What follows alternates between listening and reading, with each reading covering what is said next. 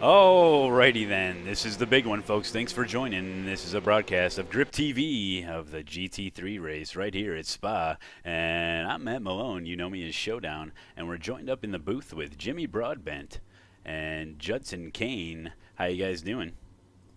It's a good day for racing, Matt. Really looking forward to seeing this race. Our own Timo Wesendahl in there, repping the Grip TV. So really looking forward to this one. Jimmy, how does the coffee taste? It tastes glorious today on this lazy Friday afternoon, so I'm prepared. I'm prepared for the race. Malone?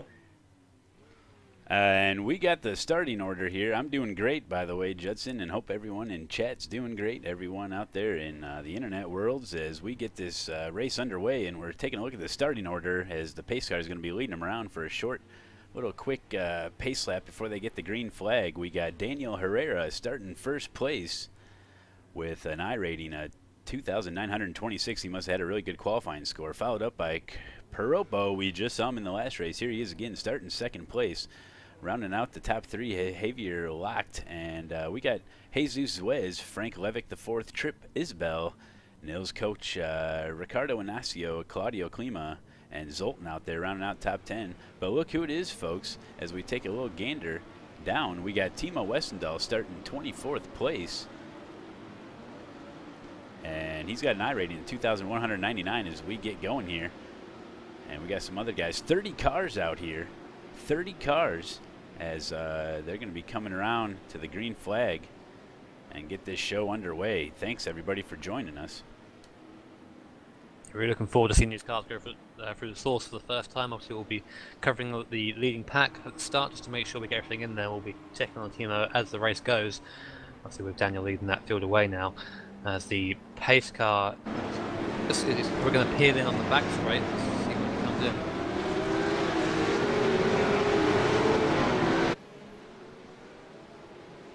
Watch for that pace car crash in. That's a second before the green light.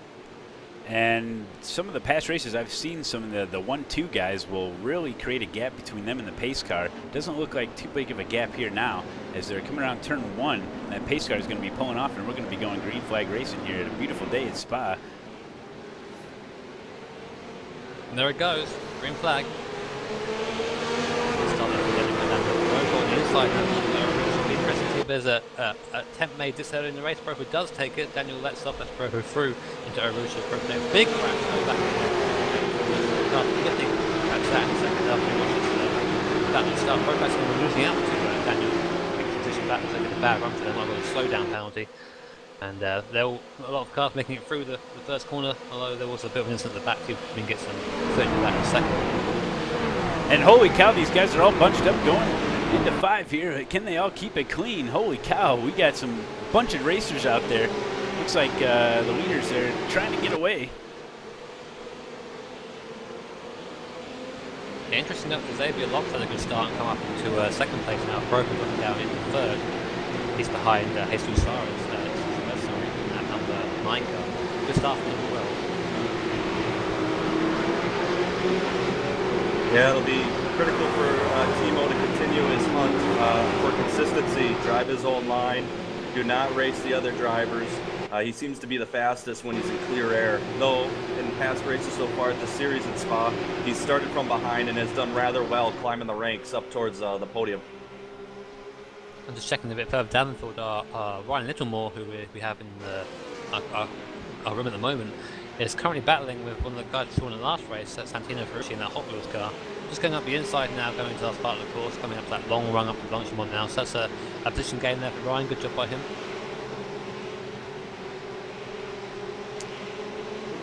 Yep, and we're checking in on Timo again. We were taking a look at his very beautiful paint scheme there as he's riding 23rd. Seeing what he can do. He's working on Johan and Jose right now as they go 2x2. Yeah, in this early stage of the race, Timo won't be too worried about being this far back. He's trying to get through the first couple of laps unscathed so we can start making his progress through the field. Obviously, there's no point in him really making any big moves. You see how bunched up everyone is at the moment. If you make any big moves that cause contact, it's going to end up hurting yourself. So 12 Major trouble. Yeah, what happened there? Major trouble through the chicane. Looks like, oh, and he's into the wall now. Got loose even further. We caught that live through the chicane, got a little dicey. Timo is damaged at the front now. I'm not sure if it's too bad, but I think that car just slowed down the apex. May have had like a half spin or something and really ruined everyone else's line through there. But Timo's still going, followed now by Porsche and McLaren. That rather interesting painted Simpsons McLaren car there coming down on the inside of the Eau Rouge. Timo slowing down a little bit. He's got the inside line here, but not for the Eau Rouge. That's what happens. Side by side, Timo letting out there, very sensible. They could have ended up with contact. So really good stuff in the race back there. Some go wide. Now 5 cars altogether now going up the back straight. And we got a huge gaggle here as we did check the damage on Timo's car. Good thing it's not a night race because he did lose one of his headlights. As we got 4 or 5 cars going into turn 5 here. Can they keep it clean? Fingers crossed, Malone. Here we go. All through okay. Everyone's stuck in some position. That's good through there. Very easy just to nose at the inside and tap one of the cars around. But Timo's done a good job of getting through there, as has everyone else. Wow, and this early on in the race, we got an hour and 6 minutes left to go, and these guys are giving it all they can here. As we got a car off. He's called it a day. I think he might have hit the outside wall. I've just noticed actually that Piropo, which is one of our passing cars, is running quite far down the field at the moment. I think he might have had an incident somewhere. And Piropo's off again. He almost lost it there, Piropo. Gentlemen, Tripp Isbell, the number 6 car currently in the 4th position, has got a heck of a run against Jesus Saez as they're coming around into Blanchemount and up to the chicane. This could be an overtake opportunity. Yeah, watching Tripp in that Golf livery car, they're coming up behind Jesus. This is going to be interesting. Bus stop is a heavy braking zone, so we'll see who brakes the latest here as we come up to the bus stop now. Tripp looking at the inside, doesn't take it though, just letting Jesus know he's there. Sorry, it comes with the C drivers put that note on the inside. So look, I'm here, look out, coming through, And we're taking a look back. There was an incident. Ryan Littlemore had an off track, and I thought he got caught up with somebody. We'll see what happened. He might just went a little bit wide here. As they're, yeah, he gets a little wide. He's going to pick up. He almost got loose there. So, and we got a big wreck coming out of turn 1. He's doing all right, yeah. Good bit of contact there, not too big of a wreck, but some cars came together. A bit of damage to those cars. They let Ryan have a couple of stops there, so just getting a bit too close together around the source. Everyone's trying to get through there as quick as they can. Maybe some contact from the rear for one of the cars there, but Ryan's not going to moan about that. That's another couple of places gained for him. Tripp Isbell looking on the inside as they're coming up to Les Combs, turn 7, 8, 9. Overtake. He forces his way in there as he gets around first turn to turn 7. Commits and gets the overtake done. Well done, Tripp. You'll see plenty of moves made into Lake Coombe there with drivers just taking the momentum from the straight and taking the inside line. So, like I said, good move there by Tripp up in that Golf car. Up now, another position. One of the things that shocks me, Jimmy, is that I never thought that turn 1 was going to play such a critical role to develop an overtaking opportunity as they come into turn 7 in Les Combs. I've seen huge gains at La Source turn 1. And I never thought that was going to be the big critical spot for these guys to leverage against their opponents. I mean, it's all about getting close to the guy in front of you coming out of the source, getting that slipstream down the hill and getting through Eau Rouge, in a tidy manner. Then you have that big slipstream opportunity coming up to Lake Coombe, and that's where we see a lot of passes made here. So it's vital to be close to the guy in front of you if you want to make a move going through the source.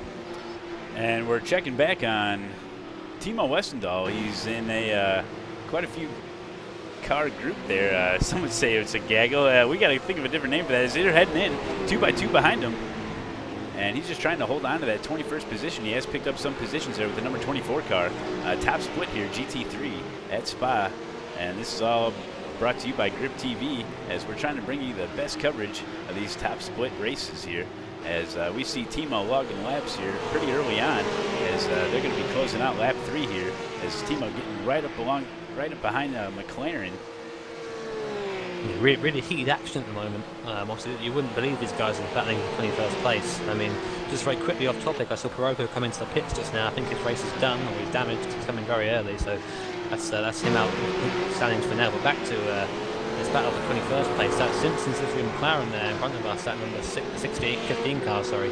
Just holding up Timo a little bit, I think, through there, but it's okay. Timo's back on it again. And also that 20 car behind him looking quite as well. So really interesting racing this top split, like I said. The race is all over the place, even for these lower positions.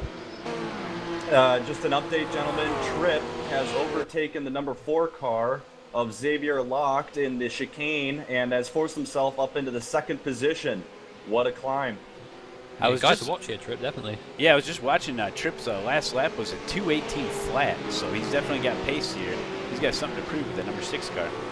I mean, we're comparing that to the leader's time of 2:18.7, so 7 tenths quicker on that lap. So obviously now he's up into 2nd place. Daniel is there for a reason with this guy so far. So this is where we'll see the actual difference between the drivers. We'll see if Tripp gets to get up to the back and we'll see if we can make a move to overtake that first place away. And checking in with Ryan Littlemore, he's got some work cut out in front of him. Carlos Garcia running 10th place, all over the back of Ryan Littlemore. See if he tries to make a move into the double left-hander here, as he may not have enough. Ryan Littlemore trying to create a gap here. Yeah, I mean, you don't want people this close to you for the midsection. I mean, this kind of area around here isn't too great for overtaking. Maybe on this right-hander coming up, you can get a move if you're close enough. But it's a very kind of sweeping section, so overtaking through here is very rare, unless the kind of really makes a mistake. So, isn't worried too much. But coming up now to the last section of the course, uphill climb up towards Blanchimont, it's very important to have a decent run out of this corner here. Let's see how he does. That gets very wide there, which is good. Getting on that curve, getting all the track he can. Getting out of here as well, important to get a good run. The line is good, but he's got the Garcia behind him. So it's a screen battle now. Let's see what happens coming up to the bus stop.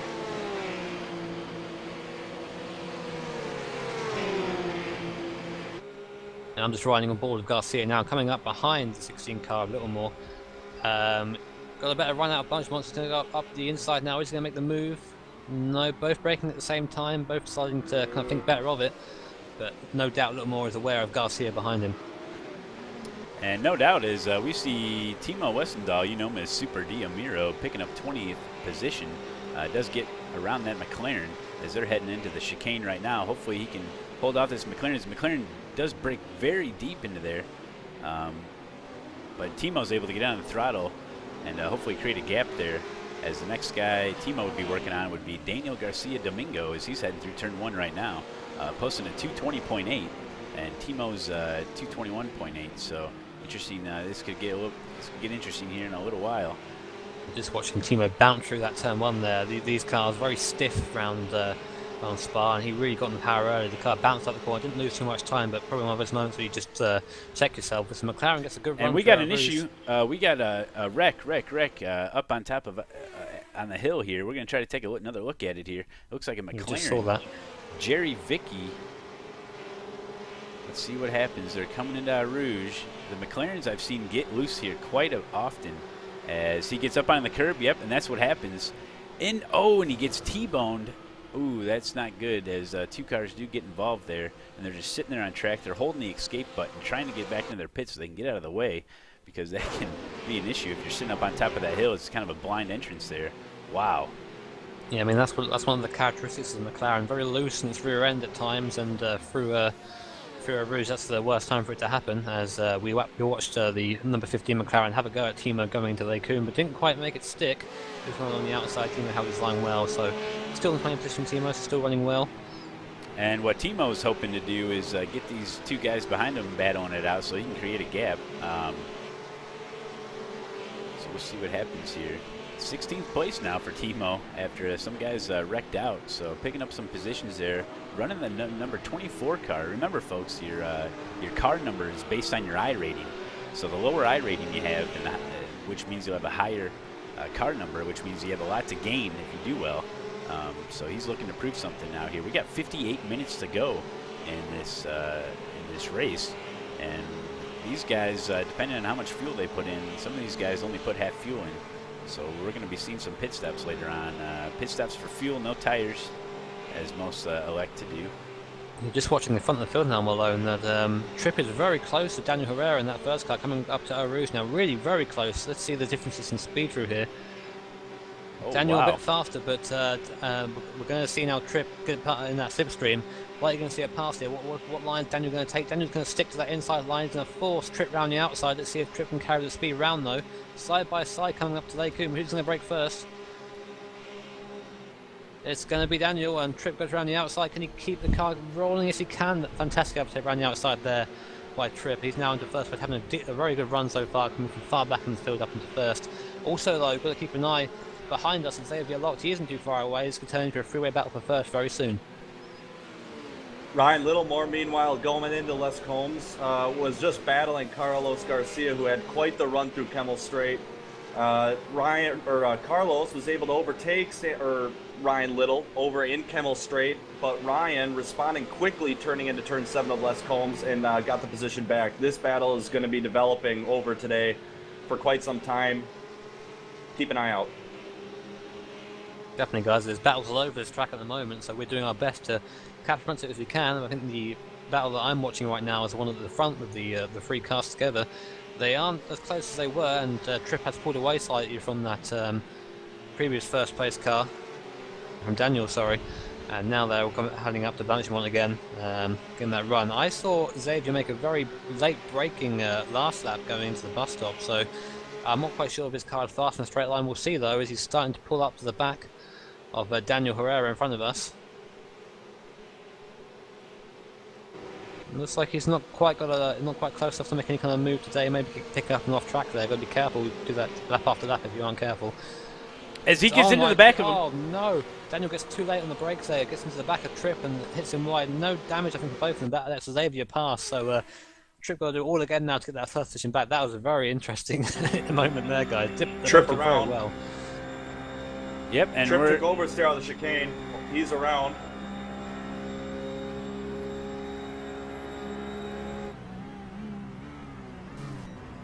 Yeah, we're just riding along with Tripp there as he gets rear-ended.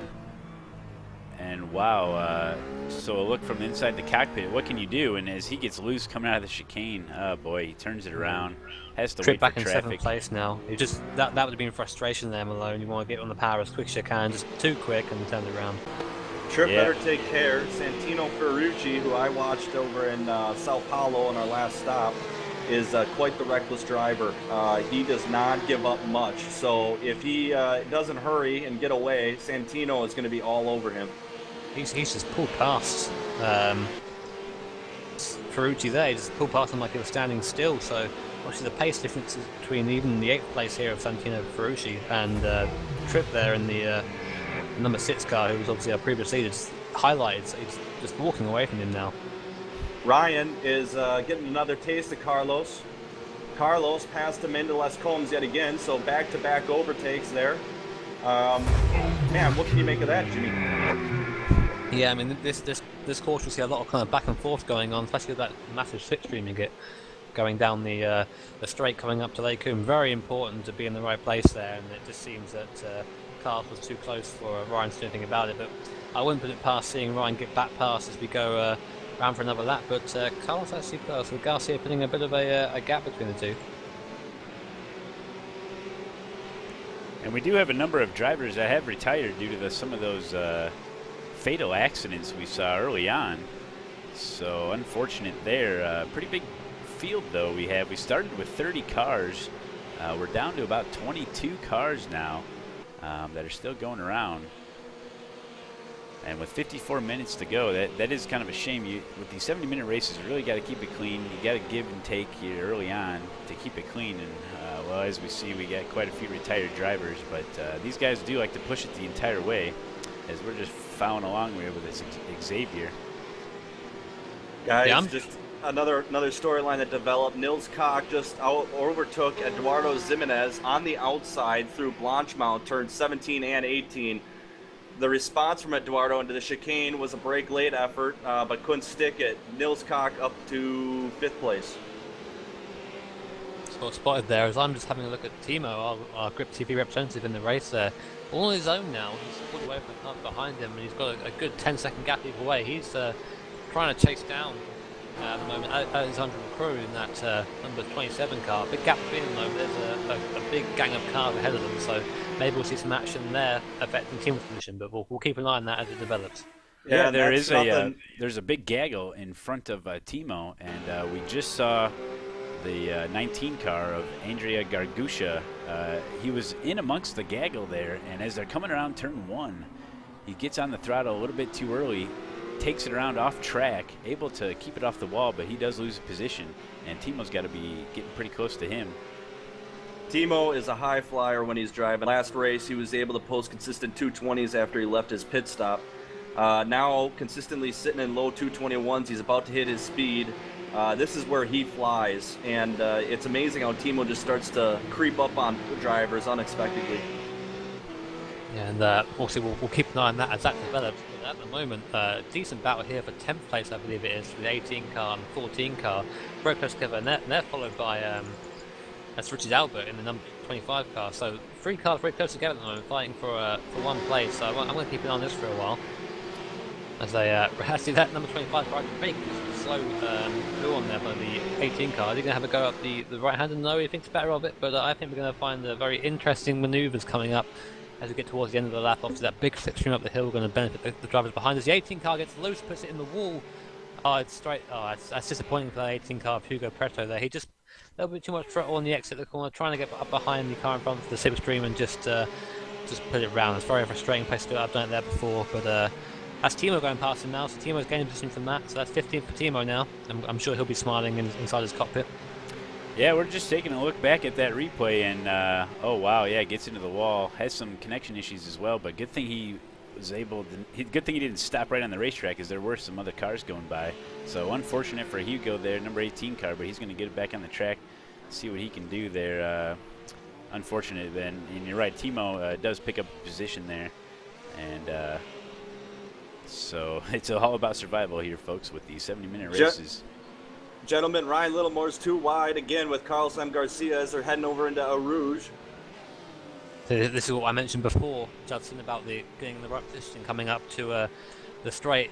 Ryan's very close, but actually the car goes, the front goes wide, so he's going to be side by side, missing out on that slipstream. This is where we're going to see an interesting move. Like I said, side by side, come up to Lake Now. Who's going to break latest? Well, and it's wise for Carlos to take the defensive line on the inside. He can literally push Ryan way out to the outside of the corner. But he opts not to. How does Ryan get around? Ryan had the position there. He was already 3/4 of a car ahead of Garcia behind him, so he had the right there to brake later. And Garcia, unless he wanted to push him off the track, really had to break out of it, and he did. So we see that position swap again. So 9th now to Ryan and 10th to Garcia. It's absolutely critical now for Ryan to start making pace to get distance from this Carlos M. Garcia if he wants any hope in getting himself climbing up these ranks. He's making no progress battling with Carlos. He needs to find distance now. As we're just kind of keeping our eye on the gaps between the leaders and some of these guys back in the field. Taking a look at Nathan Modern and Richard Albert and Alexandria, they're kind of battling it out for 10, 11, 12 spot. And also at the top of the field, it seems that Daniel Herrera has just lost the place to Jesus Saez on this lap for second. So now Jesus up to second and Daniel down to third place. Obviously, he was leading the race at the start. Had that incident with Tripp, who's now recovering at the moment, but we'll keep an eye on that. Looks like it appears Tripp is out of the race. Tripp is out of the race currently. That is unfortunate. We didn't see that incident, so maybe he had to retire from the damage, but that's really unfortunate for him. He had the pace to win this race and just was in the wrong place at the wrong time. Yeah, I wouldn't count Daniel Herrera out. I saw him earlier on this week racing around Spa. Though he is number 8 plate, that does not do him justice. Expect to see him start to get back on the gain as he gets his car situated. Yeah, now we're going to have that the reverse effect with Ryan Littlemore ahead of Garcia going down into Eau Rouge now. I'm not sure Garcia's close enough to do anything about it, but we've got Eau Rouge to go yet, depending on his launch out of that corner. See how close he gets to Ryan coming off into the straight, heading up to Lake Here we go for Eau Rouge. It's a little bit of a lift up there. Don't want to go through their flat. The car will go flying off to the left. He did get a better run up there than Ryan did, but I don't think he's going to be close enough. He's closing up though, so we'll see. Yeah, Kemmel Straight has quite the draft. You can draft cars half the way up Kemmel Straight and gain effects out of it. Absolutely stunning. I mean, you saw how much closer he got there. I mean, he wasn't close enough to challenge Ryan for the position, but look at the time he's saved there by being in the draft. Carlos has a nice way around Bruxelles. You could see him tighten it up against Ryan, no problem here. Yeah, we're just watching Carlos working on Ryan here. Seems like one of the best battles here right now, and it is pretty impressive there to see Ryan Littlemore work his way up to 7th place now.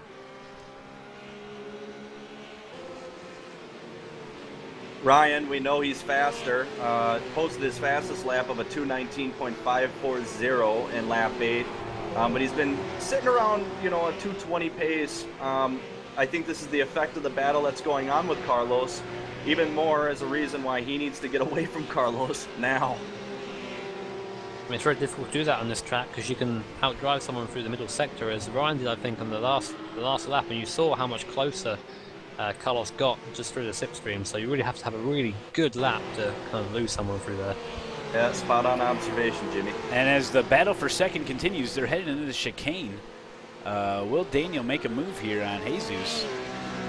No, he doesn't, but heck of a battle here for second place. And Frank Levick wants a little bit of this action as he's running fourth place right now, eyeing down those podium guys. Heading into turn 1 now. Can Jesus get a good launch here and hold on through Rouge in the straight? Have a look now, because the source is an important corner, like we said before. 2 cars very close there. I think that we might see Levick have a go at the at Daniel Herrera. I'm not sure what the McLaren's like in a straight line. We'll go on board with him though, and we'll get a driver's eye view of what it's like to be behind someone coming up in the Camel Straight. Yeah, Daniel Herrera just holding to the outside. He may make a move late here. He's just going to stick to the outside as Jesus going for that defensive position. And Jesus really brings on it the back inside. out. Yep. See, he nabbed the slipstream, that number 9 car in front. We've got the McLaren, the rough to the left of us at the moment. And he's going to just eke him out through here. There you go, had the right line. No, the 8 car comes around the outside, so a little bit not quite enough there for him. But you can see, being on board with this McLaren, just how low down it is compared to the Porsche in front of us. We can almost drive under the car in front of us.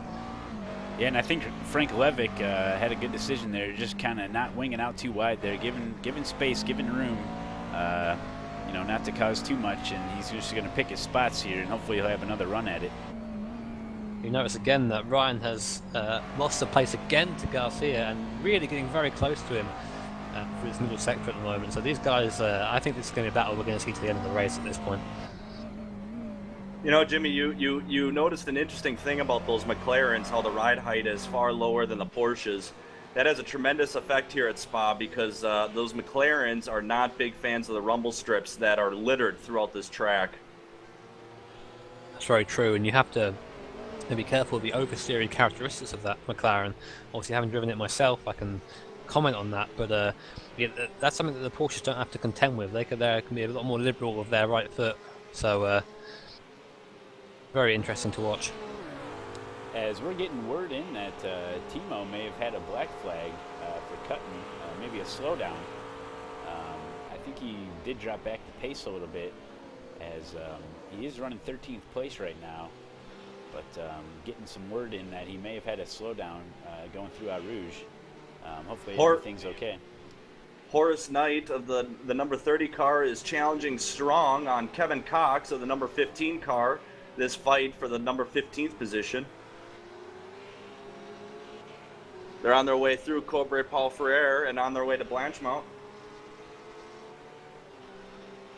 It's unbelievable that these overtaking opportunities, I mean, the amount of battles that are going on in this race today are just literally all over the place and all over the field. I mean, that's the joy of GT3 racing. This is what people kind of come together as the race goes on. They find that they're almost their partner for the race, and they end up battling. Or it can be 2, 3, maybe even 4 cars in some cases. Like I said, it's Horace, number 15 McLaren there, are the ones dueling. Now, we're going to be coming round to, again, the important part of a lap for overtaking, the first sector where we go through the source. Run through here is critical. You can take 2 lines through here, either a very tight line or a wider line carrying more momentum. Tight lines usually used for overtaking. But here we go now. You see that Horace you see the differing lines there in effect there. We see the 15 car going wide and the 30 car kind of taking the tighter line. Now going down the hill, all coming towards our route. This is where Horace is to be a bit closer. I think he's a bit too far away to do anything up the Camel Straight, but we'll see though. We'll see what the run like through our rouge is like. It's not too great from Horace, so the McLaren's going to be safe for another lap at this part of the track anyway. But a battle to keep an eye on, definitely. That definitely could be a key factor as what the driver's confidence is going through a Rouge. There's people that can go flat out through a Rouge, no problem. There's other ones who get battered around with those rumble strips on a Rouge and opt to kind of let off. And it's so important to hit the right line through there so that you're not overturning the car, which effectively actually slows down your pace as you're trying to generate speed up through Eau Rouge and down Kemmel Straight. Yeah, definitely. I mean, Eau Rouge is daunting for the most experienced drivers, so getting that right is really vital. I mean, I'm just watching at the moment Piropo, who was, I think it was third in the last race, or second, sorry. And he is currently running the fastest on the track at 2:18.4 from what I can see at the moment. He's down in 19th position after his earlier off, so he's going to start coming for the field again. I think he's pitted, so I don't think he's got to pit again, so he might just come back into play as the race goes on. As we see Carlos trying to make a move on Ryan Littlemore as they go through the chicane. Ryan Littlemore running 7th place as Carlos looking to make a move coming through down turn 1. I mean, both these guys have yet to pit, so their position is probably a bit lower than we'll see here. Now, we're going to see again, for the 5th or 6th time this race, a battle coming up the Kemmel Straight, because this is the beauty of Spa. You can be the fastest guy in the world for the middle sector. If you haven't got that top speed, then you're going to find yourself wanting on the straights. As Garcia again closes Ryan Littlemore coming down to Eau Rouge. Just ride with him at the moment, and Garcia having a far superior run for Eau Rouge. He's going to just breeze past Ryan now. Which line is he going to take? Ryan's going to stick to that inside line, it seems. His car's going to go wide. Then we're going to see who's running more downforce, because Garcia carries the speed, it seems. Ryan trying to get back into the slipstream, but too far forward. Ryan brakes late. Is he going to defend the position side by side? Ryan tries to have the inside line, doesn't quite catch it for the next series of corners, but that's good driving by both drivers. They've developed a trust already for this race, so really interesting drive from these two. Fantastic little work of brakes for Ryan Littlemore, as he knew he was getting overtaken for being on the outside as he was going around turn 8, but not afraid to pepper on a little pressure. But why? He's slowing down. And Ryan's having issues. We're going to take a look back as we were checking in on a second place battle, but we're going to take a look back at here at Ryan Littlemore. Must have had some issues. Let's take a look at it here. He just slowed down. I mean, it's possible that he got a slowdown at some point early in the lap and only chose to take it then. Oh, that could be true. You know what I'm thinking is when he did get past, he did take quite a bit of bumper there, and I bet you that's what happened is he strategically took care of that slowdown, but that is going to cost him some time as we go head back to the battle for second place with Jesus and Daniel. Yeah, I was there, fellas. Yep. He's back on pace as Daniel Herrera is going around the Blanchemont 18 up into the chicane. Still a little far behind Jesus to make any impact of a late break in through the chicane. So what can he do as they exit chicane? Can he get on the gas a little bit earlier, make a run down to turn 1, La Source? It's a tricky place to do it. The guy in front of me really has to make a mistake. You should do that. But you're going to notice again, Judson, look at this. We have it again. We have two cars close coming into the source, so we're going to see another battle. We really are being treated today. Coming down again, Eau Rouge and the Kemmel straight into Lecum. Very important to get a good launch out of here. Herrera goes a bit wide, but decent launch nonetheless. He's going to have a slipstream down the hill as well, not just through the Kemmel straight, so he's going to gain here. Here we go for Eau Rouge again.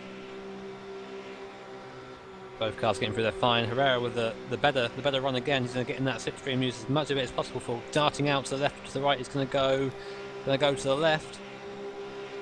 You know, I don't really agree with that, Jimmy, about going on the outside there. I'd opt to stay on the inside if I could, force the number 9 out wide. I think there that Jesus may have had a slowdown of some sort, because he really gave that position very quickly, and Herrera getting loose, just keeping it there. I think and Jesus gets a little bit loose there, so you're going to slow them both down, and I think Jesus just opted to just give it to Daniel there. They don't want to tango too much, and maybe he's just thinking that he could catch him, pass him, do the same thing to him next lap, as both of them do get loose, and Daniel's able to get ahead here. It's not out of the question, as we're getting into the later laps, that Jimmy, tire heat is going to become an issue here, and that oversteer with Daniel Herrera could be a semblance of tire heating is starting to get up into an unhealthy level as they're pushing through this race in very aggressive form. Track temperatures at 96 degrees for track temperature. A really sunny day out here in Belgium, and yeah, you're right, you have to worry about those tire temps. I mean, we're definitely going to see that until they stop. I mean, wear isn't usually that big of an issue here, but it still helps to take tyres at the pit stop. So you might see the people who are running a longer, which seems to be the faster way of doing it, they run a long stint and do a splash and dash at the end, which is where you go in the pits, fuel up, and just get back out there as soon as you can. But at the moment, the guys at the front, Xavier Locht, for example, he hasn't pitted yet, and he's still running 18.8, so he's running good pace at the moment, so the tire's not that big of an issue at the moment. So you know how I mentioned that Timo was one of those guys that likes to drive out by himself, and this track really suits him? Timo sitting 12th place. What did he start? 20th? What a run. Good run from Timo so far, yet to pit though. Yeah, you were reading my mind as we were just sitting shotgun with Timo here as we take a lap around here, running 12th place. Very impressive with that number 24 car. And you're right, he's just riding all around here by himself and putting up some decent lap times, keeping that car nice and clean. I know he did bust one of his headlights here, but we'll get this racing before nightfall.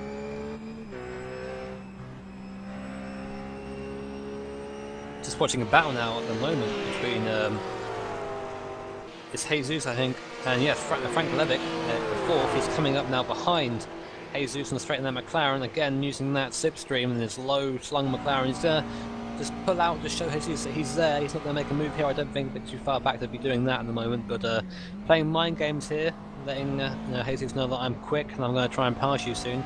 I might mess with Jesus a little bit, but these guys are at the top for the reason. They'll be the fastest mentally and physically as well, so we'll see what happens. As Ryan Littlemore continues to struggle with Carlos Garcia exchanging places, do note Nathaniel Modern is starting to make a little bit of a presence known to Ryan's rear end as the battle could be developing between 9th and 8th place. Yeah, watching lap times there, Nathaniel going 2.5 quicker than Ryan in that last lap, so we might be seeing another battle develop here. As for Garcia, he's been pulling away from Ryan about a second a lap since he got past him, so they've got out of each other's air a little bit, so Ryan now needs to kind of focus on what's happening behind him instead of what's happening in front of him. And the battle for second place does continue as Daniel's trying to hold off Jesus and Frank Levick.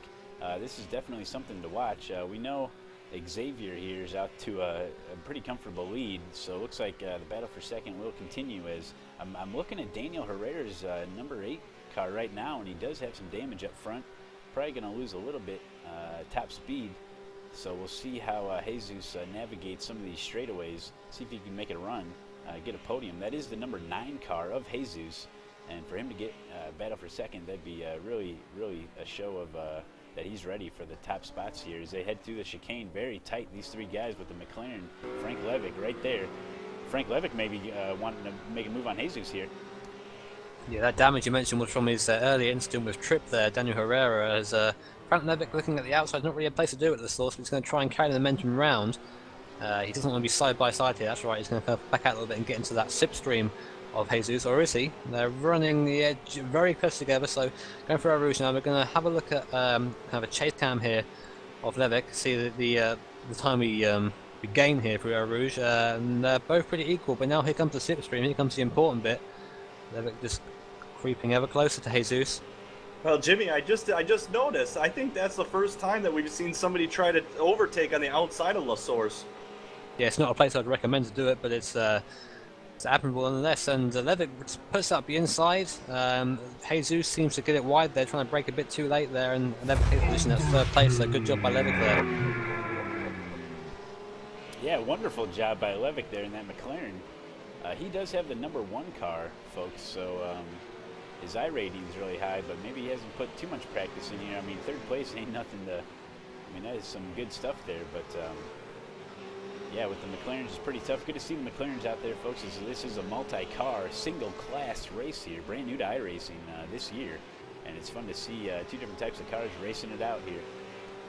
Nathaniel Modern and Ryan Little are going through campus, through Stablot right now. Modern was second behind Ryan as they went through the start-finish line the last lap, now cutting it within 0.03 of a second. Yeah, we're going to have a battle through the chicane, guaranteed. As we'll keep an eye on that one. Yep, Ryan Littlemore doing everything he can here to create a gap here. So we'll see how that plays out. Ryan Littlemore with the number 16 car, so he's running top 10. Pretty impressive, as they're both really far on the bumper there, trying to maximize as much track as they can. Important to note, Malone, that iRating is more of a guide than anything else in these races. iRating can be accumulated in many ways, but at the moment, the battle on Jack we're watching is Ryan Littlemore and he's trying to pull away from this 14 car behind him. It's going to be interesting if that 14 car can get up behind coming up into the first sector. There's a bit too much of a gap at the moment. They're getting a little bit of a draft, but not much of one, so I think Ryan's safe for this lap. And I think you're wrong, Jimmy. Your I rating is the only thing you have to worry about. It's the one standard. It's the only thing that's important. Gentlemen, not to interrupt you on I rating discussions, Nils Koch and Eduardo Ximenes have quite the battle heading over to Rouge. We're going to have another overtake fun down Kemmel Straight. Yeah, I'm watching them now as they head through. Will Nils Coach be able to get enough draft here, be able to take over for that beloved top 5 position? Check it out now then. So he's in the draft of Ximenes, but Ximenes defending on the inside, have the right to do that. And now pulling out to the left to try and go around the outside. Not quite close enough to see the nose is dipping as they get heavy on the brakes coming into Lake Coombe there. And that's going to be one that's going to go around for another lap, I think. I don't think there's... We'll keep an eye on it. Both running quick lap times at the moment, both running in the 18, so... You do have to give an applause to Eduardo, though. That was a textbook defensive play to diffuse the slipstream run that Nils could have had on him by responding to the inside approach that Nils was going for. But Eduardo's wide. Nils gets the overtake. All it takes is pressure, folks. There you go. Like I said, pressure's a big factor around here. You're racing for 70 minutes in these races, so you've got to try and keep yourself mentally in the game, so to speak. And there, I think Ximenes just let it slip for a second, went wide, and that was all that Nils needed. And as we take a look at our leader here, Xavier Locht, he's going to be coming around for another lap here at Spa. And just to give you guys a little taste on how it's done here, because he is definitely proven to be the best. Jimmy, you want to take us a lap around with Xavier as he heads through over the chicane? Going to be crossing that start-finish line here. Coming around to start a new lap now of our leader. As you see a lap car just ahead of us now, running up to turn 1. We're going to do about 145 miles an hour for breaking down into the source. Here we break down to almost 40 miles an hour coming around here, getting that apex on, getting on the power nice and early. It's not. We'll probably see Xavier using the draft of this car. No, draft pulls the car pulls left. That's fine. Coming down to Eau Rouge now. All about getting your line right through here. Let's listen to see how much of a lift he gets. Very small lift just on the apex on the right hand side there, so obviously giving it all he can still, even though he's in the lead of the race. Taking a nice tight line on the right now, letting the car drift to the left a little bit as he pulls comes up to Lake Coombe. Braking just past the 100 metre ball, I believe, in the lead. Let's have a look. Yeah, and again, you see the nose dipping in from the inside the cockpit. Getting on those curves, don't get too far on them, you might get a slowdown penalty. He does that textbook, keeps to the left here to maximise momentum through this right hand corner and down this little mini straight here. Coming down to one of the toughest corners on the track, it's a off-camber hairpin, 180 degrees you go around here, keeping very tight on that curve on the inside. Very good by him. They're going to let it drift to the left slightly now, back to the right again. And again, see him going curb to curb here, really maximising everything he can here, just losing all the curb he can there. Any more, he would have gotten off track there, so that's really good racing there by Xavier. Coming down now to Puon. This is a bit of a late apex corner here, so you're going to go wide here, then cut back in again. And make sure to keep the car in between the white lines there. Textbook. Fantastic race from Xavier. Now braking very late, down to about 90 miles an hour now, coming onto this right-hander. And we saw a car go wide here earlier and spin. You can see how he takes it. Yep, it goes wide, but doesn't give too much power out there. It's all about keeping that right foot in check around this track as we come now into the last sector of the course, coming around this kind of almost flat right-hander as you come up now to the uphill section, approaching Blanchimont. You'll see the speed climb here, probably to the second fastest we'll see on the course, up to about 155 miles an hour, 150 miles an hour or so, coming around Blanchimont. You can take a nice wide line in, as he does here. Trying to avoid that curve, it will smash you out to the outside of the track. You don't want to be doing that. 155 miles an hour now as you brake really late into the bus stop. This is a corner that doubles back on itself. You have to really get a lot of turning lock in there. And for left-hander, avoiding those big curves on the inside and outside, make sure not to hit those. That'll roll the car if you're not careful. And that's that with Xavier there. Brilliant stuff. As a quick little update before we dive back into live racing, I just want to do a little housekeeping, fellas. 13 of the 30 drivers are already a lap down in this race, either due to damage or just being off pace. That's pretty stunning as far as how early this race is in at 44 minutes. Just shows how fast our leader is at the moment. Yep, and we're taking a look at the standings right now as we did see someone go into the pits. It's going to be about that time to start your pit stops as we got 28 minutes left to go with this top split GT3 race brought to you by Grip TV. And we're taking a look at the standings, the top 12 here. Interesting to note here, Ryan Littlemore with that with his car there, plus 8 positions here. So really good showing by him. But I think the best showing right now is Mr. Knight at plus 19 positions since the start of this thing. So some really impressive results so far. We're going to see Ryan lose some places now. He's in the pits. Gentlemen, I'm sorry to interrupt you. Frank Levick just overtook Daniel Herrera for second place down Camel Straight. I see. So we're now riding with Levick, and I can see that Herrera is, he's not giving up the pace easily, but that McLaren looking really good through that first sector, and it's really paying off for Levick at the moment. Levick has been rather consistent, I'll tell you that much, and Herrera is just a grinder of a driver. This could play out in Campus or Stablot. And we're just watching it now, the change for second place, as Frank Levick does go to the outside, going into 5 with that beautiful McLaren. And he is really good on the brakes there, got a great turn in, and that's a wonderful takeover there. And he's running second place, very impressive. Worth noting that Timo is one of our drivers that isn't a lap down at the moment. He does need to pit soon though, so we might see something happen there. But running a really good race, Timo, running on his own, doing 22. He's not pushing it too hard, there's no point doing it, he's pretty much on his own on the track. But running consistently, and that's what we need to see in these races for a good result. Yep, that's right, as we're watching Timo right now. And he's 10th position, hasn't pitted yet. See how this plays out, as I don't know if we got any eyes on pit lane. It's probably getting pretty busy over there.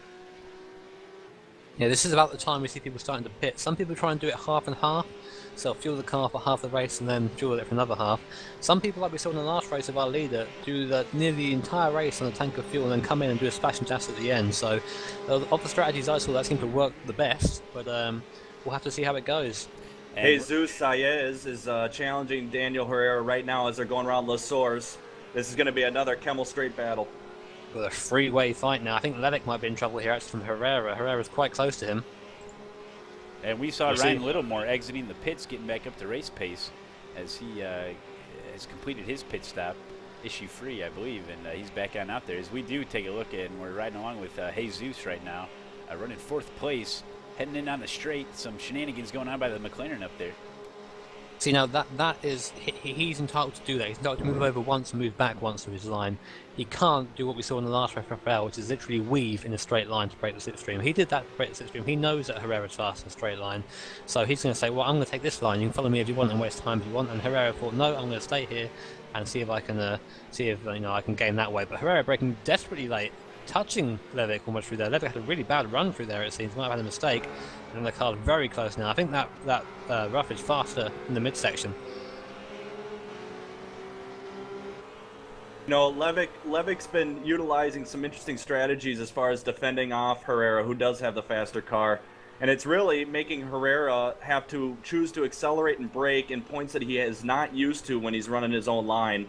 And it's been rather effective for Frank because it's keeping his consistency down, and Daniel is on his feet.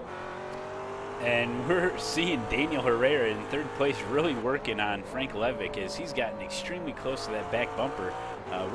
We were able to install some extra cameras on some of these cars, and we're able to get a great view of Daniel Herrera really trying to pressure Frank Levick here.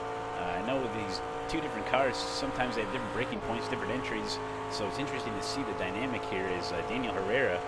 I don't think he knows some of the braking points of the McLarens as he's gotten extremely close, almost gotten to the back end of them a couple times, so we'll see how this plays out. As they're braking really hard. Put in chat that he's actually going to be pitting in this lap, so that's his battle for that done. But on the braking of Herrera, how close he was getting to Frank, he's already hit a car. Already hit Tripp at the start of the race. There's also Jesus pits at the same time, so it's going to be a pit lane battle here to see who can get their team done first. Who's got the best crew? Let's find out. And that's exactly a perfect time to explain this crazy pit entry. As you saw him coming in off the chicane, heading just straight, and that's where pit entry is. And you have to go real slow, 35 mile an hour through here. Put your pit limiter on so you don't speed, as you have to get through the first stage here. Now, where they're coming up here, you got to really hold it to that right side wall. We've seen a lot of issues, a lot of accidents here. You don't want to go wide as he does hit a cone, but he's okay. You want to stick it to that side, and they do a pretty good job there getting through. Timo oversteer. He is in. Man, he just hit a wall hard. As we're watching a replay of it, right now is Timo running 10th place. Let's see what happened here. We saw this happen earlier on in the race. Just tried to stop himself from kind of understeering. I can imagine him just trying to yank that wheel back and forth, but didn't quite manage to keep out. Let's see if we can get it around to the pits. I think it's pretty. He's watching that car drive now. It looks like it's all right. I think there's probably a bit of steering damage. We'll see what happens when he comes around to the pits. Sometimes that kind of damage, though, in this race, for some reason at Spa, that kind of damage you don't come back from as far as steering goes, and he might be running cockeyed for the rest of the race. That's the risk that we're going to find out here in the pits as he's entering the pits. And we got the battle of the pits. Looks like Jesus is off and away. Daniel Herrera looks like he's opting to do damage repair, too. He's still in the pits. It may be that he's fueled the car by mistake too much. This is going to cost Herrera dearly. So Jesus obviously getting those options checked properly, and he's away. At this point, there's no real benefit from repairing damage. Herrera was running decent lap times, and by doing that, he's just ruined his any chance of finishing in the top 3. So that's a bad luck from Herrera. Leader's in for pits. Xavier's in. Yep, and he's coming in right now. That might give Frank Levick the lead, because we know these McLarens have a fuel-saving engine option on them. Let's see what happens here. He goes around again, Levick, so Levick's going to take the lead now from Xavier. And Frank needs to fly. He needs to post down some really fast laps now to try to create as much separation from Xavier as Xavier's sitting in the pits. The thing about the pits is that it's extremely long. It takes about a minute to go through the whole thing. That taxes your mind. You think about that, and as he's going to play catch-up, this could cause Xavier to do some mishaps that could play in Frank Levick's favor. Xavier, the guy running second, goes into the pits, goes a little wide. I'm not sure if he's going to get a black flag for that, but he didn't keep it up close to the wall. We saw that be an issue. Hopefully he didn't get a black flag for that, as he did pass a couple cones there on the left before he wrenched it back over to the right. Interesting.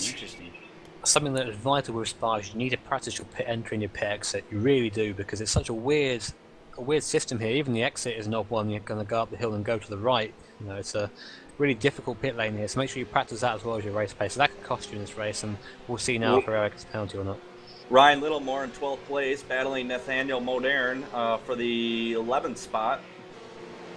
And Timo, you know him as Super Dio Miro. He exit pits, trying to get back up to race pace. So we do check in on his battle against Ryan Littlemore and Nathaniel Modern. And the gap is 0.3 seconds. Ryan Littlemore wanting to improve. I know he had a couple issues early on with a slowdown. Got that number 16 car. So he's looking, he doesn't want just the top 10 here, folks. He wants top 5 or podium. So he's going to be working on Nathaniel, doing everything he can, and see what happens here at the chicane. Lap time-wise, Nathaniel was a bit faster than Ryan at the moment, but he's fairly close at this part of the course. This is where he needs to be close. So we'll see what happens when we kind of get to the first sector, the all-or-nothing sector, as it seems to be this race. I was watching Ryan in the practice trials, and his keen ability through the turning complexes of Spa is where his strengths are at. So expect some gains here when they get up into Les Combes, especially considering there's going to be a Kemmel straight draft. Yeah, here we go again. So the 5th or 6th time, or more than that, sorry, for this race for Ryan. Getting a nice view of the car in front of him, getting a decent run for a Rouge, and he's faster through there than Nathaniel is. So this is where we're going to see the draft. Here we go. Nathaniel taking that inside line, nearly touching hitting that McLaren there. Ryan coming up very quickly behind him, not close enough to make a move, but it's not over yet. He's going to put a lot of pressure in Bruxelles. It could cause an issue in Pujon. Watch for a bit of understeer, maybe going wide.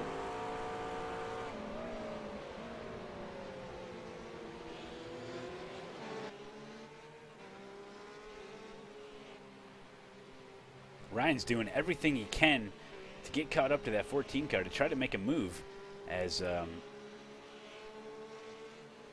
we see that 14 car with some damage up front. That may be slowing him down just a little bit, just enough for Ryan to catch up. You know, Malone, looking at Ryan Littlemore in comparison to what I was watching in the trials, he was unusually slow through Bruxelles, turn 10 and 11. 11, he is ultra fast. I have a feeling that Ryan's overdriving the car, and he's maybe getting a little too caught up in the situation, and is not sticking to what he knows, which is his own racing line.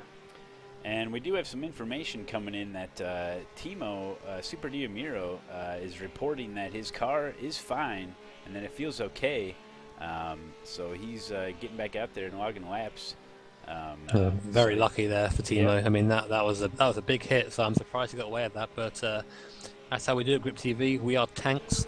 We'll continue racing no matter what the situation. So good on you, Timo. And Daniel just had a Herrera. pass. We had a Go pass ahead, here, 12th and 11th place as Horace gets around Richard Albert for that 12th position. Looks like Richard Albert having some issues, got some major damage. Not sure if he's going to pit this time. Yeah, ahead of them Malone, we've got that battle with Ryan Littlemore and Nathaniel again, and Ryan a lot closer than he was last time, so I think we're going to see a move here this time. And Daniel Herrera and Nils Koch in quite a battle as they're coming into Les Combs too. A lot going on here on the track.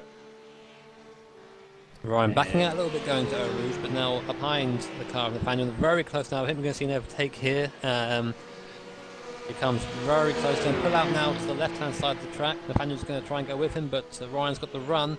Side by side, Ryan's on the outside though, so Nathaniel's got the preferable line. Let's see what happens. Is he going to try and outbrake him again like he did the other car?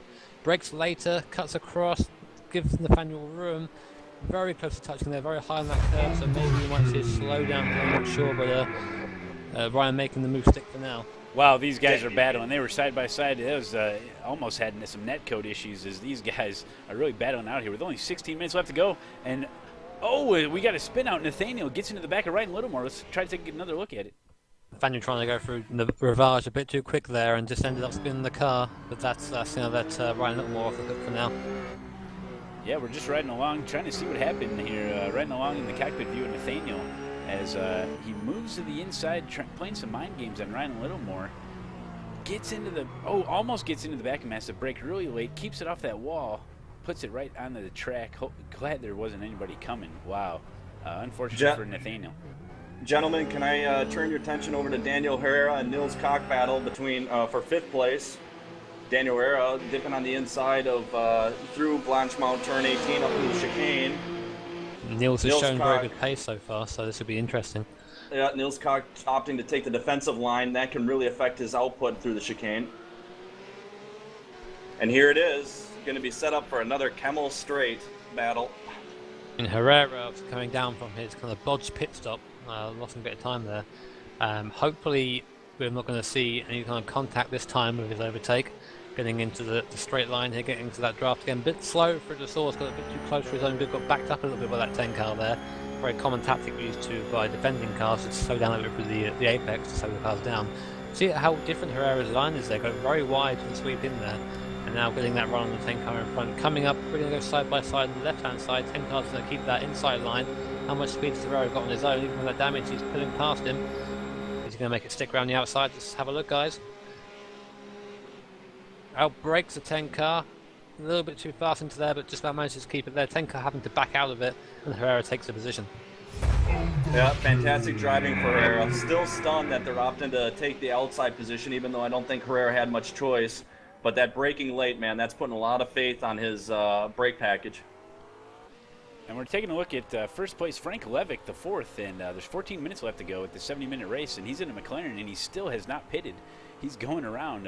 He's on his 24th lap right now. Only about 30 laps here that they run. 14 minutes to go here. As Xavier goes really wide there, picks up an off track. He's running second place, and he's just waiting for Frank to get in that pit stall. But Frank has got a heck of a lead, and it's going to be close. As much as I almost show bias saying it's nice to see a McLaren up the top of the field. Obviously, not many people run the McLaren nowadays with the Porsche being around, so McLaren showing that it's still a competitive car to be in if you know how to drive it. I'm very interested to see when he's going to pit, if he's going to pit. Like I said, there is a fuel-saving mode on this McLaren. It might be possible you can go the entire race without stopping. I don't know if that is correct or not. Obviously, he'll be running an engine with lower power if that is the case, but we've seen him overtake people in a straight line, so I think he will have to pit at some point. Just a little housekeeping, gents. now 19 drivers are a lap down from the pace or from the lead lap. 19 of the 30 drivers. Yep, and we see Timo Wesendahl, you know, my Super Diamiro. Don't forget, folks, right after this race, in about 15 minutes, he will be doing a giveaway. So you're going to want to head on over to twitch.tv/Super Diamiro for your chance to be eligible for that big giveaway. Go check him out. To see his in-car view of this race, go check him out. He's streaming right now, folks. And he's doing pretty good in that number 24 car, running 14th place. And he did have some issues. Had a couple misfortunes, but he's still continuing to get it on out there. And with the number 24 car, top 15 is not a bad showing here in this top split GT3 race, live from Belgium at Spa. Sorry, Daniel just cut in Herrera. there, yep, back at it again. You've got that prided, Judson. Yeah, Daniel Herrera deep on the inside as they're coming into Les Cohen's turn 7, 8, and 9. Daniel Herrera playing the defensive move on Nils Koch, but Nils Koch responds from the lap before, taking the outside position to overtake Daniel Herrera. Daniel Herrera responding as they're coming down into Bruxelles. Does he have a run? Now Neil's taking the inside coming into Rivage here, and there's not much we can do around going out the outside. Daniel's going to try it though, side by side. He's going to have the inside, next one if he can stay there. He is going to stay there. Fantastic. By Daniel there.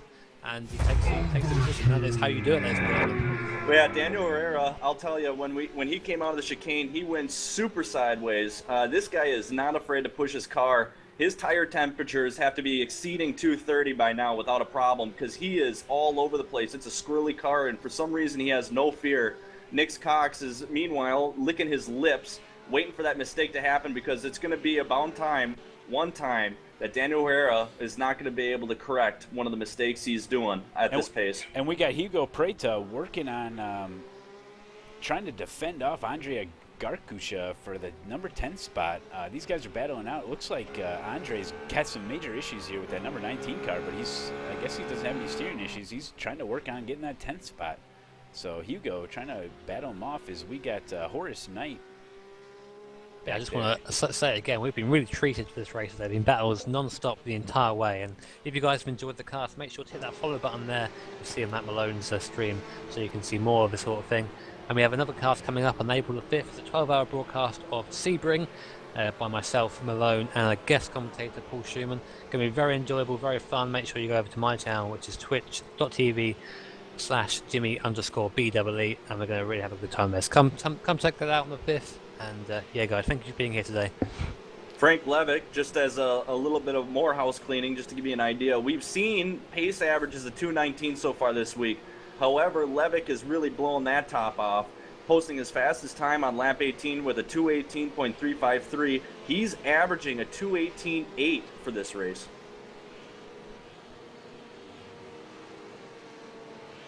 Very, very good pace so far. I mean, in the race just gone, we did see some 17s in race pace, but I don't think Levick's pushing it too hard. He doesn't really need to at this point. He has got a big gap behind him. I'm not sure if he's going to stop or not. Here he comes in the pits now. Okay, then let's nice have a look at a second place car.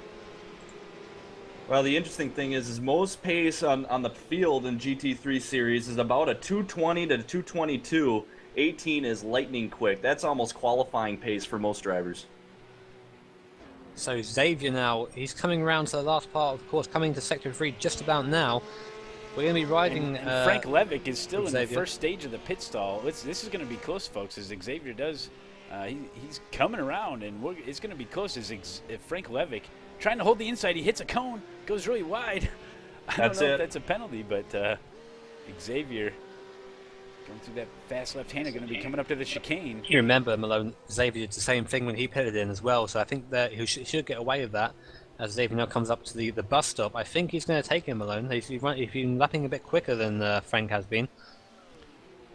You know that Frank Levick only needs a couple gallons, just a splash and go, as we watch Xavier coming through the start-finish line into turn 1. Frank now just coming into his pit stall. This is where we're going to see how quick the pit stop is. He's Xavier coming around turn 1. Xavier turn 1. Here goes Timo going past on the left there. Frank's still in the pits. I think this is it. I think Xavier's taking the position. Here he comes. And Frank out of pits now. Did I see there Xavier goes Xavier. wave? Xavier takes the lead. Frank in second place. The strategy doesn't work for Frank. I think I saw Xavier wave at Frank. Could have been some friendly competition out there. Big smile on his face as he goes past, no doubt. That's got to be a lot of pressure off the shoulders of Xavier now that he's back in the lead. It's his race to win. Taking a look back, Jesus with that number 9 car running 3rd place now after some shufflings. Malone, we have a battle between 11th and 10th. Andrei Garkusha is challenging Hugo Preto as they're going through the chicane. Both outputs. Had it again. We saw these guys earlier as Garkusha gets a bit of sideways out of that. He's not going to want to do that. He's going to be now too far back to make any sort of impression, I think. But we'll see how the source goes for him.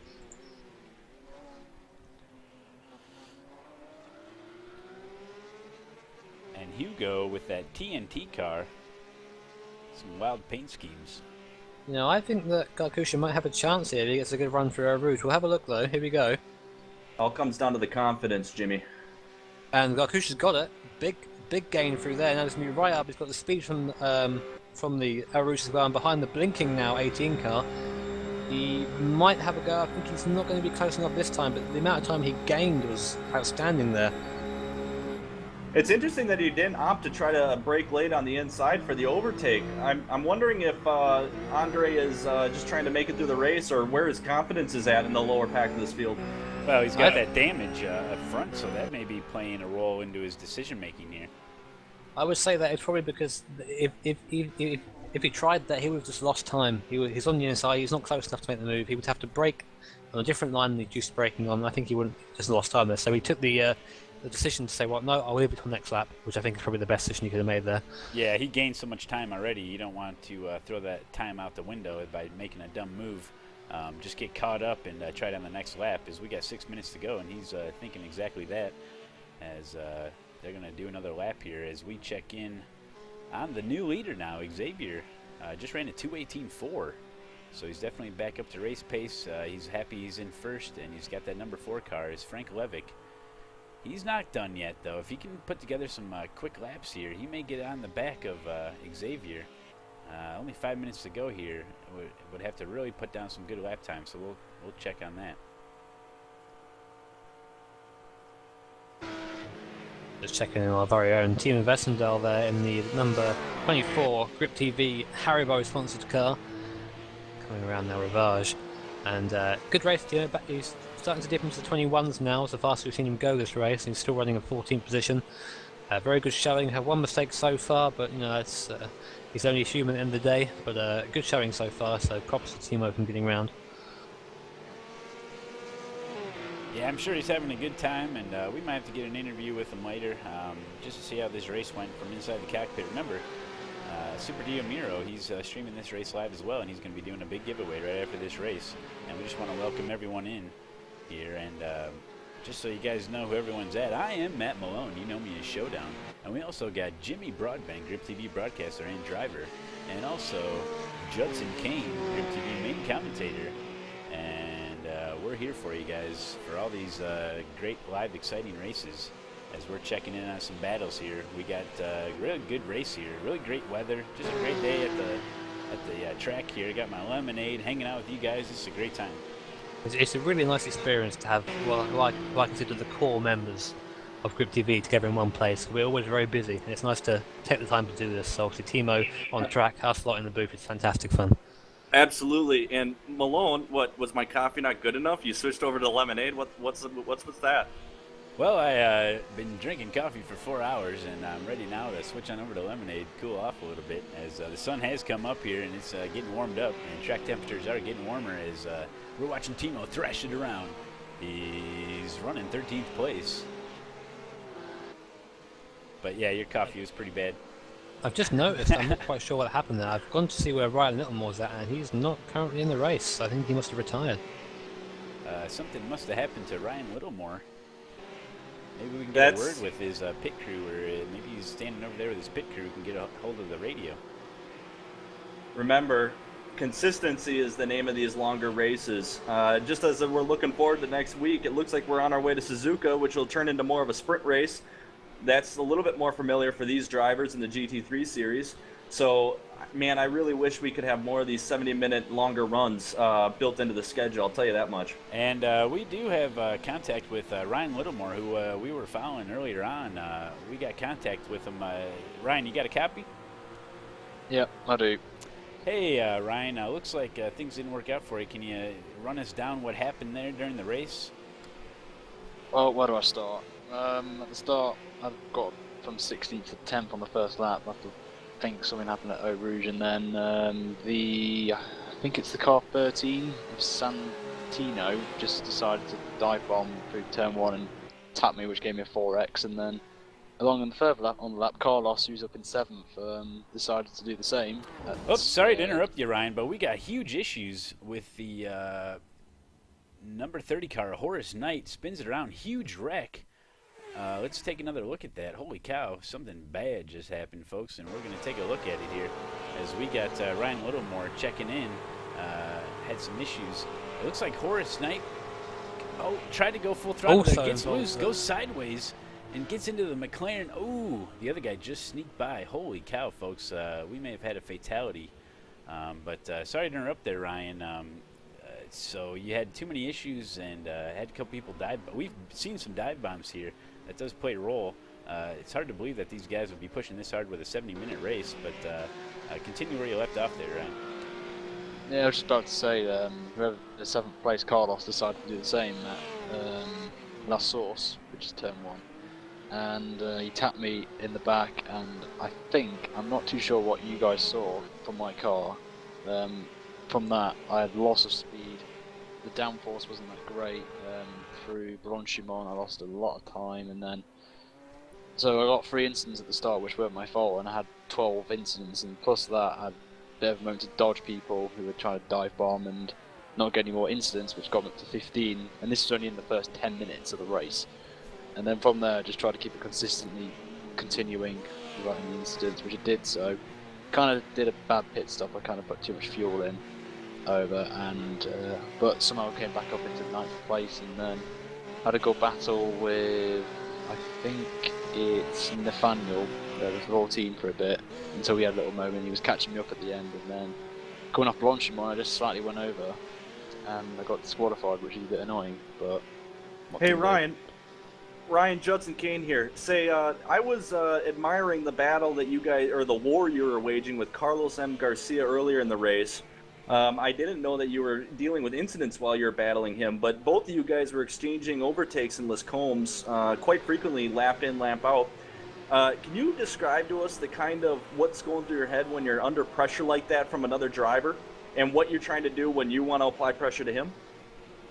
Well, I think the main key issue you have is you've got to know, if you're behind Carlos, as example, where he's braking at specific corners, and you think to yourself, right, I could brake later than here, which I kind of did a couple of times after the Kemmel Straight, leading into the second part of the track, we're on the highest part of the circuit, so I just tried to brake later than which I did. Sometimes went round him, and sometimes we were side by side, and it's sort of about being careful and being persistent in terms of driving. And you have to believe in your mind that Carlos would do the same, and to be fair, most of the time he did, apart from the second lap where he just bit butt. And we see Xavier Locht gonna take this one home as they're crossing the finish line right now. Holy crapola, Xavier Locht finish this one out as Timo just gets lapped there right at the end. Frank Levick IV gonna bring it on in for second place. Man, really tough to hear about that, Ryan. I know there is a 17 incident limit for these 70-minute races. As we're watching Jesus coming around the line right here, third place. Especially at a track like this, when there's a lot of places you go off track and you just end up being on the throttle a little bit too much. As we see Eduardo and Daniel finishing out top 5 here. Yeah, really tough break for you. I know there's some other drivers that had to retire due to high incidents or just got wrecked out. But were you surprised at all at the aggression that these guys were showing early on, being at the 70-minute races? I mean, it almost seemed like they were out there sprint racing.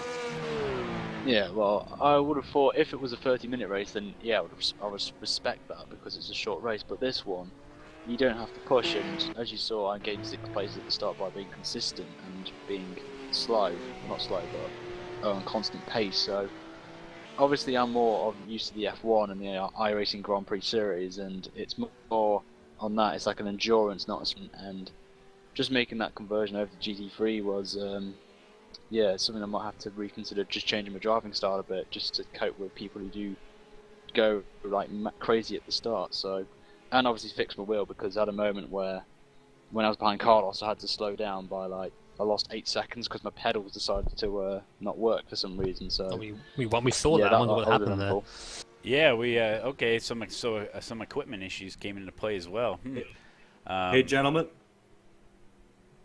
I gotta run to a meeting here today. I just wanted to sign off. Judson Koen here. I just wanted to say goodbye to the Grip TV faithful. We'll see you later tonight for Friday Night Trucks. Jimmy, it's been a pleasure. Malone, always a pleasure. Ryan, fantastic to watch you. Sorry about the issues that happened in the race, but you created great drama. It was fun to watch. You're a fantastic driver. Look forward to seeing you in the future. Judson, signing out. See you guys later tonight. All right, and there goes Judson Koen, Grip TV commentator, and I believe we're going to have Timo. We can get a word with Timo, who ended up getting 11th place here. That's up 13 positions, so we're going to try to get a word in with Timo. And Timo, you got a copy?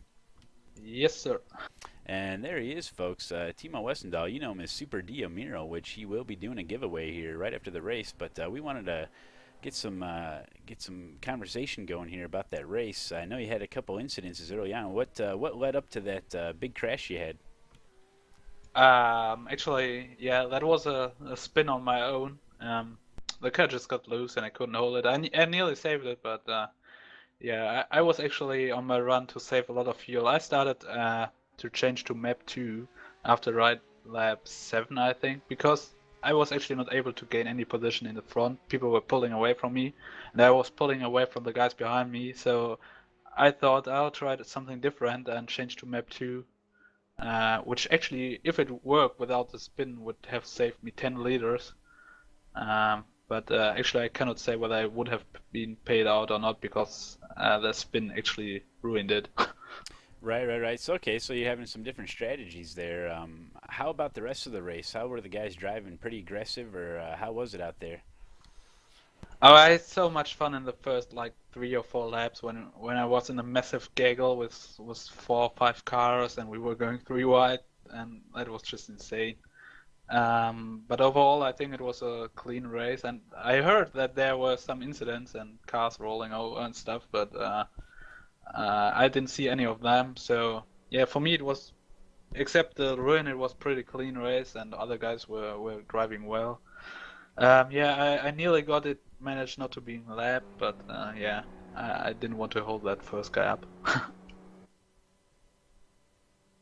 Yeah, it's good racing, Timo. I really enjoyed having you out there, obviously sporting that incredible Timo Grip TV livery that we've all come to love over the course of the last couple of months. So next week, next track that I'm not aware of, which track will be racing next week of the GT3s? I don't know. Not too sure about that. Well, we're going to be at Suzuka, and that's going to be interesting. But Timo, man, I tell you, you've had a couple of these races and trying to figure out your fuel strategy, and I noticed you're doing some engine mapping too now. Are you going to be able to put it all together? Are you planning on running another one maybe this Sunday, strength of field? What's your plans here for this week, or are you just going to move on and wait till next week? No, I'm definitely up for another race on this track. I love the track, and to be honest, I've changed the setup to do my earlier race, and my lap times were over 1.5 seconds slower, and that really frustrated me actually, because on last race I was able to drive 19s in the mainly low 20s and 1 high 90s in the last laps, and now my times were my best lap in this race 1, which is horrible. Yeah, I'll definitely try out my older setup again. Yeah, I don't know when, but probably on Sunday. And we're just sitting shotgun with you as we're just hanging out with you, giving a little chat here. You want to tell people about the big giveaway coming up? Yeah, right. I'm just doing a giveaway right now, so if you haven't followed me yet, this is the last chance to follow me out, because every follower has a chance to win the giveaway. I'll just start the random generator in about 3 or 4 minutes. So if you haven't followed, hop over to my channel and follow me. That's right, folks. As we sign off here, go head on over to twitch.tv/SuperDioMiro for your chance to be eligible for that big giveaway. And as we say goodbye from Belgium here, we got some other things, big exciting things coming up here on Grip TV. This is just one of the events here that we like to put on. But I know Jimmy's got some big events coming too as far as broadcasting in our factory. You want to tell him what's coming up here, Jimmy? Yeah, sure. I mean, as some of you guys might already be aware, Grip TV did their first official race broadcast, proper broadcast, the other week over at Sebring, 2-hour kind of test race, and we're going to be doing the official race coming up.